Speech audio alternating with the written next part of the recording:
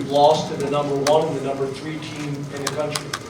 That's not good enough. We got to find ways to win those games, but address it, be honest, be transparent, go after it head on, and then move on to the next opponent, so we can find a way to get a win next week and finish this thing in a positive direction.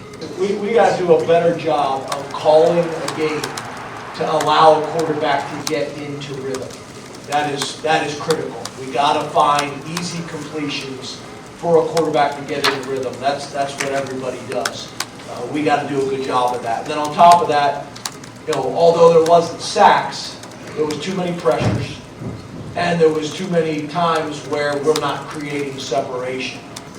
It's one of the best defenses in college football. We got one of the best defenses in college football. They make it challenging up front. Their front seven is able to get pressure, is able to get sacks. Not today, not a whole lot against us. But then also, obviously, being able to get coverage. We made a couple throws that if the ball's not delivered right, one ended up being a pass interference on them. One, we were fortunate that wasn't an interception. Your ball location is critical in these types of games. And then obviously, we had a couple shots called, but we're waiting for a specific look at a specific defense and weren't able to do that. So we weren't able to loosen them up from a coverage standpoint, to help with the more consistent, higher percentage throws. Yeah, well, we were down by 4.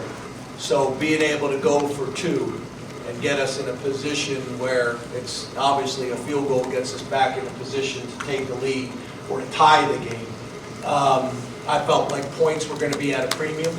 These are all the things that we talk about before the game. We use the analytics as well as conversations as a staff. And at some point you're going to have to score enough points to get back in the game. But just trying to get the game back into a one-possession game, and didn't feel like in that situation, didn't know how many opportunities we were going to get, so try to maximize. Yeah, at some point you're going to have to be aggressive, and you're going to have to make one of those calls like we did in the first half. We went for it on 4th down, and we actually went to Caden. Caden made a huge play for us. We needed to do that a few times in the second half, and at that point in the game, at some point we can't just keep giving the ball back to Michigan. It puts our defense in a tough spot if we don't pick it up. But we're going to have to pick up one of those 3rd or 4th downs to stay on the field, give us the best chance to win the game.